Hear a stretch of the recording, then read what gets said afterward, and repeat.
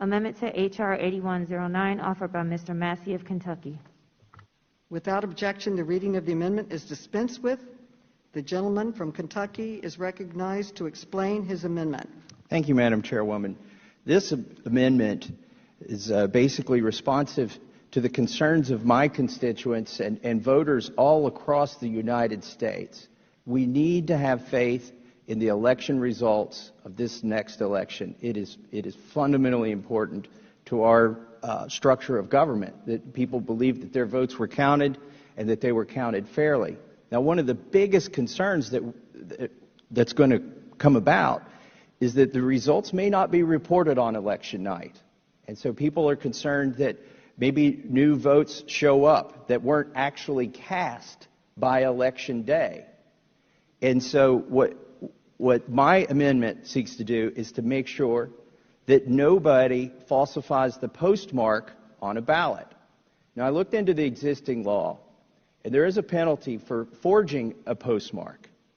And I think there's two problems with the existing statute as pertain to providing faith in this election through the post office with our constituents, with our voters.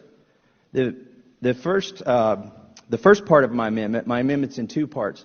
The first part basically doubles the penalty for forging. There's already a penalty for forging.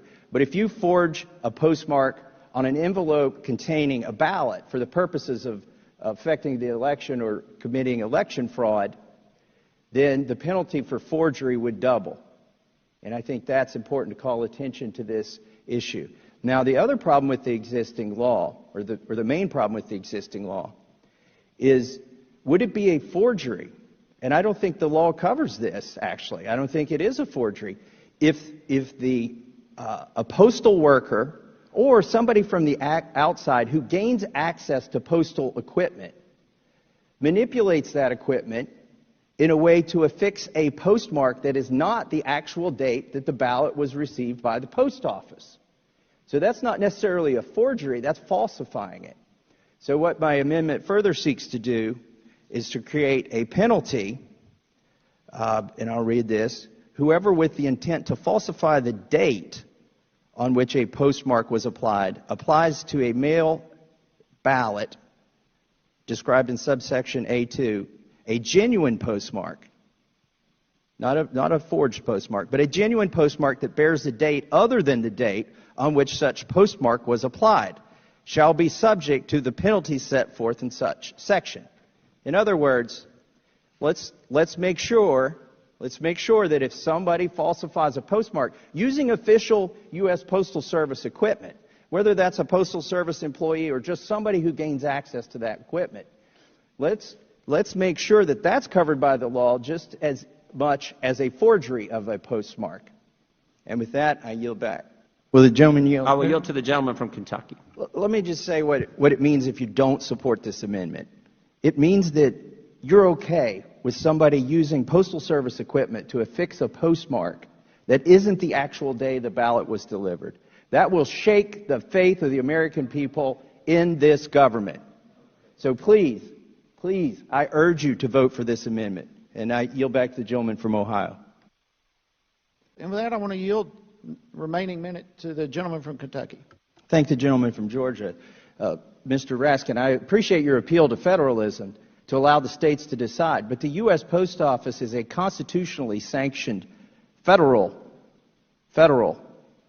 function. And so the postmark carries the imprimatur of the federal government. And that is why my amendment seeks to make sure that when that postmark is affixed by U.S. postal equipment, that somebody is not changing the date on the postmark machine in order to affect the elections. This is the core of my amendment. I can't believe we're even arguing this. What does it mean if you argue that somebody should be able to manipulate the equipment so that they can submit ballots after the election that were cast after the election in an election that hasn't yet been decided? Please vote for my amendment. It's required to keep the confidence of the American voters in our form of government. And I yield back to the gentleman from Georgia. I urge a no vote on this amendment. And Let's now move to a vote or a consideration. I'd like to see where people stand on this. The question now occurs on the amendment offered by the gentleman, Mr. Massie. All those in favor, say aye. Aye. All those opposed, say no. No. In the opinion of the chair, the noes have it, and the amendment is not adopted.